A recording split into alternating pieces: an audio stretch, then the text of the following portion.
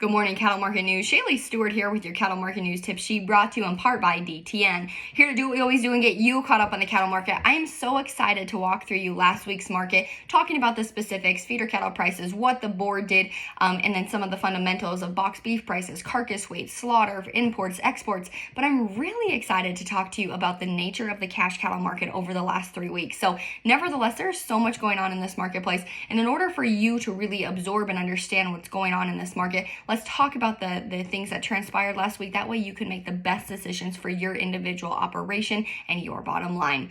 Let's go ahead and start out at the top of the report with your Friday to Friday livestock contract changes. So throughout the week last week, June live cattle gained 10 cents, August live cattle gained 7 cents, May feeder cattle gained $3.20, and August feeder cattle gained $6.43 throughout the week. Largely the big push in feeder cattle prices came as the corn market was weaker early in the week last week.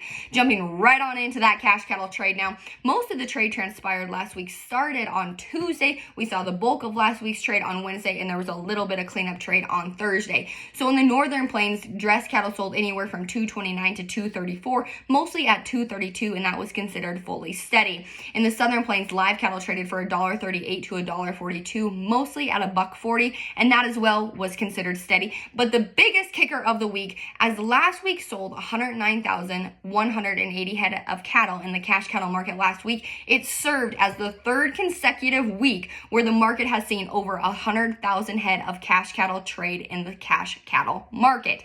So you ask yourself, okay, what does that mean? Well, as we talk about the cash cattle market, it is rare. It is very rare that we see 100,000 head of cattle trade in the cash cattle market, as packers love to use AMAs, formula deals, grid deals, anything realistically other than the cash cattle market.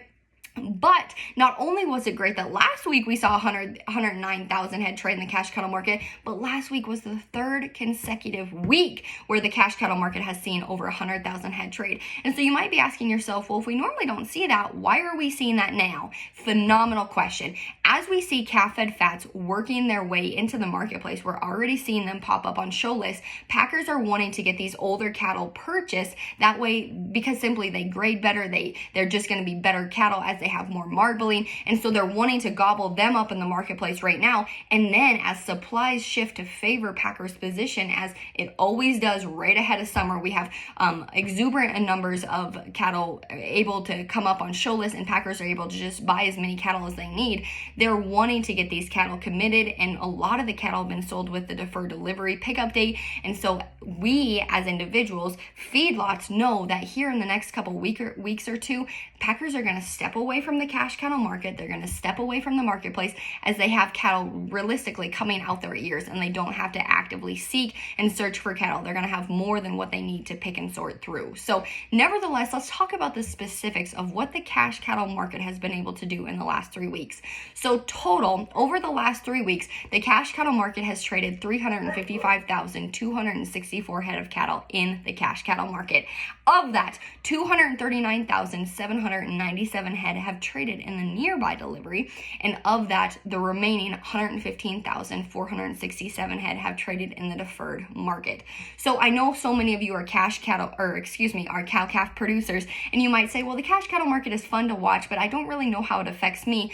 Realistically, remember that how feedlots profit, how feedlots get paid, that trickles down because they're the folks, they're the individuals that are bidding on your calves. So when they're doing better, when it's a right market for them to capitalize because it's lucrative, they're doing better. That means that you can hopefully potentially do better as well. So we need to really monitor how feedlots are doing. That way we can know how they're going to pick up feeder cattle in the weeks ahead. So nevertheless, it's been really fun to watch the cash cattle market and just see that type of interest. And though prices have held steady and are teetering now, because we know as calf-fed fats work their way into the market, they're obviously going to be supply really outweighs demand to some degree, because packers are going to have everything that they need to pick and sort through from. And so we're going to see prices start to get softer, and it's going to happen fast, especially because box beef prices are showing some pushback from consumers, as folks are just saying, you know what, my dollar's not going as far as it used to. So nevertheless, we expect cash cattle prices will get softer in the weeks ahead. And as packers have bought so many cattle in the cash cattle market, we we are sure that it's going to happen. So nevertheless, I'm just showing you the different things that you can piece together in the marketplace to kind of understand how conclusions are made. So nevertheless, as we see more cattle become readily available on show lists, as we see box beef prices starting to face some pushback, we know that packers are going to say, we're not going to be chasing the cash cattle market as aggressively in the weeks ahead. So nevertheless, let's talk about some of the fundamentals about the last week's marketplace. Your estimated weekly slaughter last week came in at 657,000 head. That was 8,000 head more than the previous week and 18,000 head more than a year ago. Box beef prices, as I mentioned earlier, they're seeing some pushback. Consumers are just simply saying, you know what, my dollar's not going as far as it used to. I need to pick prices of meat that are just simply a little bit more affordable, or I need to pick different other options. But obviously with the bird flu going around, hog numbers being thin and tight, realistically, it's not that consumers are turning away from beef, they're just not picking the higher, more expensive cuts of beef. Last week, choice cuts averaged $258.29. That was down $4.92 throughout compared to the previous week. Select cuts averaged $246.83, and that was considered $5.99 lower than the previous week. And last week's movement of cuts, grinds, and trim totaled 626 loads. Let's talk about carcass weights. For the most recent data, that is for the week ending April 23rd, 2022, steers averaged 906 pounds. That was down 3 pounds from the previous week, but still 10 pounds higher than a year ago. And heifers averaged 837 pounds. That was 2 pounds higher than the previous week, but 12 pounds higher than a year ago. Your fresh beef imports again came from Canada, Mexico, and Brazil, totaling 23,377 metric tons, while your beef exports last week totaled 14,600 metric tons, with Japan, South Korea, and Taiwan being your biggest buyers. Let's go ahead and shift gears now. Talk about your feeder cattle market. Like I said last week, the feeder cattle market did extremely well on the board, just simply because the corn market showed regression early in the week last week.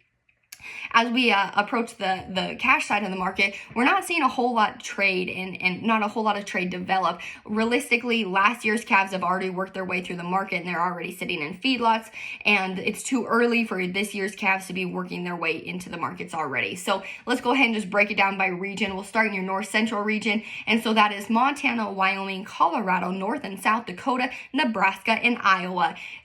Your 600 to 700 pound steers last week sold for $1.82. That was $2 stronger than the previous week. Your 700 to 800 pound steer sold for $1.69. That was $5 stronger than the week before. And your 8 to 900 pound steer sold for $1.61, and that was $6 stronger than the previous week. In your south central region, that is New Mexico, Texas, Oklahoma, Kansas, and Missouri. Your 5 to 600 pound steer sold for $1.86. That was steady with the week before. Your 6 to 700 pound steer sold for $1.70. That was $1 stronger than the previous week.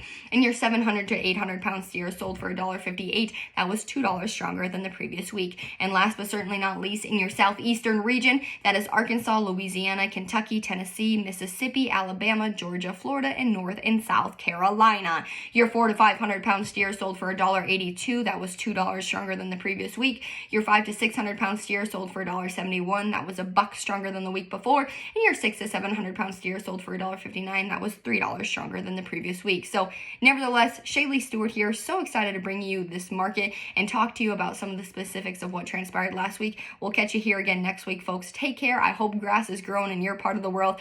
Stay safe out there. Enjoy God's creation and get some sunshine. Shaylee Stewart here with your cattle market news tip sheet. Chat later, folks. Bye-bye.